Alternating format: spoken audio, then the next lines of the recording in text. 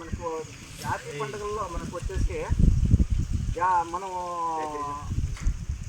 జాతీయ పండుగల్లో ఆగస్టు 15వ తేదీ ఒకటి, జనవరి 26వ తేదీ ఒకటి, రెండు జరుపుకుంటాం అన్నమాట. మనం మామూలుగా ఉగాది, సంక్రాంతి ఇలా అన్నీ జరుపుకుని ప్రాంతీయ పరంగా జరుపుకుంటాము. కానీ ఈ జాతీయ పండుగ మాత్రం మొత్తం మన దేశమంతా జరుపుకుంటాం. ముఖ్యంగా స్వాతంత్రం అంటే స్వేచ్ఛ. 500 సంవత్సరాలు బ్రిటిషర్లు మనల్ని పరిపాలించారన్నమాట. అప్పుడు మనకు హక్కులు చాలా హక్కులు లేవు. మనకు మాట్లాడే కూడా హక్కు లేదు. అంటే మనం ఒక ఏదైనా విమర్శించే కానీ, ప్రభుత్వాన్ని విమర్శించే కానీ ఇట్లాంటి స్వాతంత్రం లేదు. అలాంటి సందర్భంలో మన నాయకులటువంటి జాతీయ నాయకులైనటువంటి మన నాయకులు మహాత్మా గాంధీ, జవహర్లాల్ నెహ్రూ, సర్దార్ వల్లభాయ్ పటేల్, బాలగంగాధర్ తిలక్, సరోజినీ నాయుడు, ఝాన్సీ లక్ష్మీబాయి,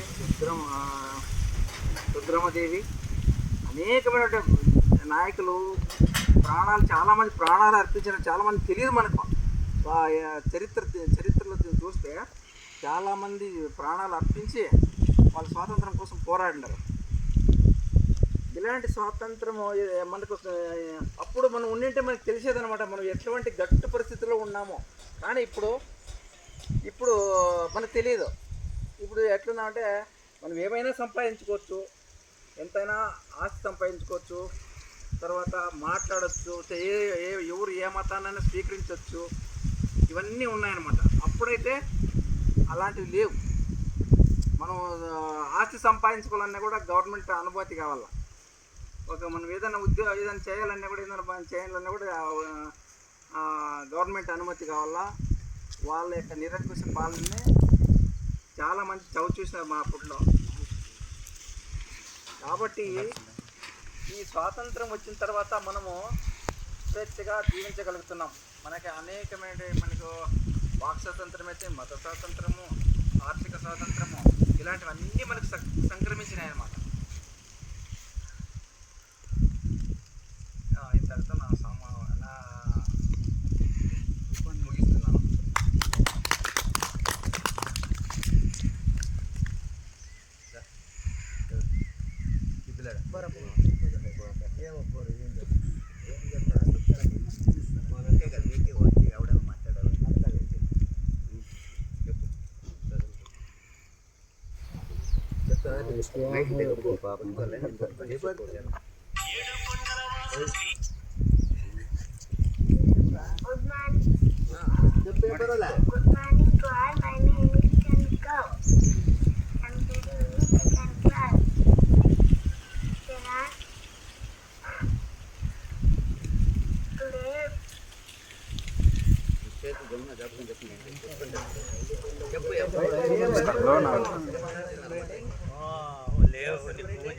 ఎగరేలేదు ఇంకా కూడా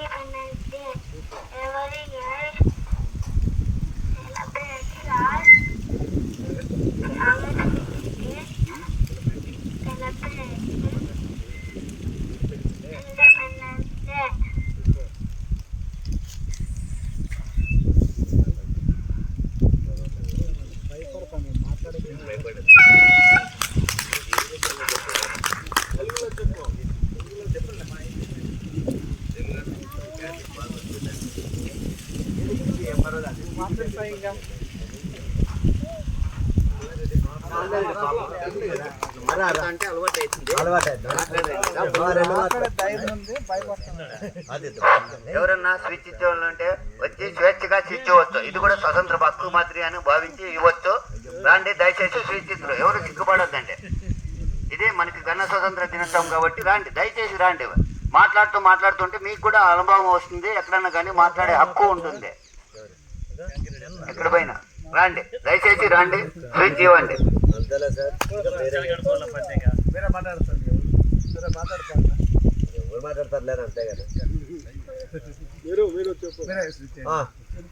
మనకు స్వతంత్ర దేశం నాయకులు మొట్టమొదటి నాయకుడు స్వతంత్రం తీసుకురావాలని పట్టుదలతో అందరినీ ఐక్యత చేసుకునే వాళ్ళు గాంధీ మహాత్ముడు.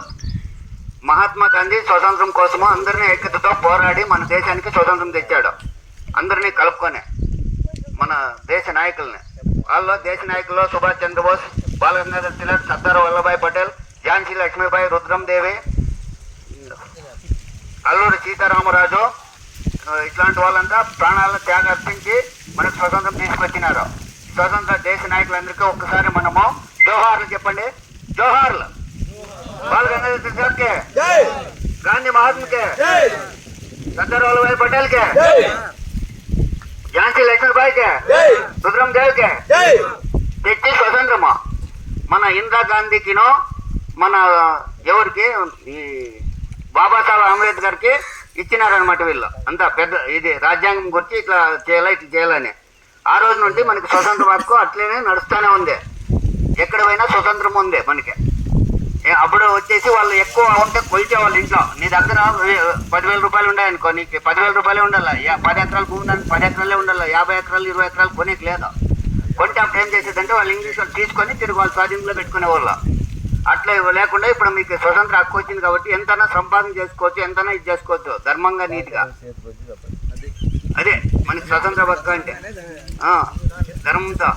అక్రమంగా సంపాదించినా పోతుంది, అది ఉండదు. ఎట్లా అంటే గాంధీ మహాత్మ పైన కొట్టిట చూడండి, నోటి పైన సత్యమేవ జయతే అని అన్నాడు. ఏంటికంటే సత్యం నిత్యమో కాపాడుకుంటుంది అని. ఆయన సత్యం ఇప్పుడు మీకు నిత్యమో కాపాడుతుంది. అయినా కూడా ఇప్పుడు వచ్చే పాలకులు నాయకులు ఏం చేసినారంటే వాళ్ళందరినీ ఒక పక్కకు తోచేసినారు. ఎట్లా తోచేసినారంటే మాదే దర్బార్గా జరగాలని, మాదే దర్బార్గా జరగాలని ఇప్పుడు తోచేసినారు. చూపిస్తాను మీకు కావాల్సింటే, నా దగ్గర ఉంది వాళ్ళ అస్తమో, చూపిస్తాను, కొంచెం ఓపిక పట్టండి. ఇప్పుడు ముందు నోట్ పైన ఇక చూడండి, ముందు నోట్ పైన మనకి ఏం కొట్టినారో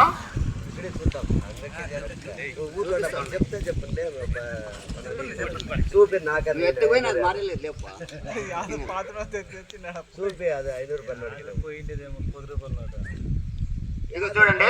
ఇక్కడ ముందు నోట్లు కొడుతున్నప్పుడు, ముద్రిస్తున్నప్పుడు మన ఆర్బీఐ బ్యాంకులోన ఇక్కడ మొత్తం అంతా మన దేశ స్వతంత్ర నాయకుల్ని కొట్టినారు. ఇప్పుడు వచ్చేసి గాంధీ మహాత్ములనే కొట్టారు. ఇంకా రాను ఇప్పుడు వచ్చే ముఖ్యమంత్రిని, ప్రధానమంత్రిని కొట్టారు. ఏమంటే ముందు దేశ నాయకులు అందరూ దానిపైన ఉన్నారు, స్వతంత్ర నాయకులు. అట్లాంటి నోటు మన దేశానికి హక్కు లాంటిది. అదే అట్లా నోట్లన్నీ తీసేస్తూ అందరినీ కొడతా ఉంటారనమాట. ఇప్పుడు మనం ఇట్లా ఉంటే కూడా పోరాడుకోకుండా గవర్నమెంట్లో మనం ఎవరు కావాలా, ఎట్లా కావాలా నాయకుడు మన దేశానికని చూసి మనం ఎన్నుకోవాలా. ఎలక్షన్ కాదు, రాజకీయం కాదు, అన్ని పక్కన పెట్టేసి మనకి ఎట్లాంటి వాడు ఉంటే సరిపోతుందని. ఇప్పుడు వచ్చేసి అప్పుడు వచ్చేసి 100 రూపాయలు 50 రూపాయలు సత్తు దొరుకుతాండి రైతుకి. ఇప్పుడు పోయి నేను పెనుగొండలు అడిగినాను, 220 రూపాయలు అంటే కిడుపులో బగ్గమైన. ఈ మన్నుకి 220 రూపాయలు ఇచ్చి తెచ్చి ఎలా సాగు చేస్తే పంట రైతుకి గిట్టుతుంది అనేది అనిపించా. అందుకోసము మనము స్వతంత్ర పోరాడి మనము నాణ్యతైన ఉత్పత్తి చేయాలంటే రైతు కాలేదు. ఇప్పుడు పురుగు మందులు డబ్బు ఏమోహం పైన డబ్బు పైన పోతున్నాము. మనకేం కావాలి, వాళ్ళకి డబ్బు కావాలా, ఫ్యాక్టరీ వాళ్ళకి. మనకేం కావాలా, పురుగు మందులు కావాలా. అవి సస్తాయో బతుకుతాయో వాళ్ళు ఇచ్చేటివే. నకిలీ మందులు, నకిలీ ఎరువులు, నకిలీ ఇవన్నీ విపరీతంగా అయిపోయినాయి. పాడి సంపద నశించిపోయింది. ఎక్కడ చూసినా గ్రామంలో పాడి పశువులు 20 ఆవులు ఒక పెద్ద రైతుకి చదువును మంచి ఇచ్చే 10 కేజీలు ఇట్లా ఉండే పంట బాగా పండేవాడు, 10 మందికి పెట్టేవాడు. తిన్నా కూడా వాళ్ళు కూడా ఆరోగ్యంగా ఉండేవాళ్ళు. డబ్బు ఏమం పైన ఏమైపోయిందంటే పంట పాడైపోతుంది. చీడు పురుగుల నుండి దీని నుండి కూడా వేసే పురుగు మందుల నుండి తాగే నీళ్ళు కూడా కొనుక్కుంటా ఉన్నాం. కల్మిషం అయిపోయింది. ఏమంటే అట్లా అయిపోయింది. గవర్నమెంట్ అట్లా చేస్తూ ఉంది, మనమేనం కాదు, గవర్నమెంట్ కూడా ఇట్లా చేస్తూ ఉంది. ఇట్లా ఫాలో చేసి గవర్నమెంట్ లాస్ట్కి రైతు ఆవిడ 210 ఏండ్లు 320 ఏండ్లు బతికేవాడంటే బ్రహ్మయ్య ఉన్నాడు. ఈవిడ 30 ఏండ్లు 20 ఏండ్లకు వచ్చేసింది. విపరీతంగా మందులు, తాగుమందులు ఇవన్నీ అయిపోయి ఆరోగ్యం క్షీణించి పాడైపోతా ఉంటారు జనాలు. ఎవరు చూసినా డబ్బు కోసమే ప్రాధాన్యత ఇస్తూ ఉన్నారు. కానీ మనం కష్టం చేసినాము. భూమి తల్లి కోసం ప్రాధాన్యం ఇలా. మమగన్న మాతలు అంటే భూదేవి అనమాట. తల్లి కింద గొప్పది భూదేవే. తల్లి తర్వాత అందరికీ ప్రతి జీవరాశికి భూదేవే తల్లే. అందుకు మనం కూడా ఆలోచించి మనం పండుకునే పంట ఒకరికి సాయం చేయొద్దు, ఒకరికి పెట్టొద్దు. మనం నాణ్యతైన పండుకొని తినాలా రైతు. అంతే. మనం వేసుకొని కూరగాయలకి ఎరువులు కానీ పురుగుమందులు కానీ మనము ఇంకొకరు సాయం చేసే కాలం. పరోపకారం మిగిలినసారి మని ఉండారు. పరులకు ఉపకారం ఏం చేయొద్దు. నువ్వు నాణ్యతైన పంట పండుకొని తిను. నాణ్యత పండు తీసుకుపోవచ్చు అనుకో, బజార్లో మార్కెట్ విలువ లేదు దానికి కూడా. పురుగు మందులకే విలువ ఉంది. కూడా వీళ్ళు నాణ్యతని పండాలనుకుంటారు, కొనేవాళ్ళు లేరు. నేను కొనేవాళ్ళు లేరు. దానికోసము మనం ఉత్పత్తి చేసేదన్నా నాణ్యతగా ఉత్పత్తి చేసుకొని తింటే ఆరోగ్యం బాగుంటుంది మీకు తెలియజేస్తున్నాను. తెలియజేసిన మీ అందరికీ నా ధన్యవాదాలు.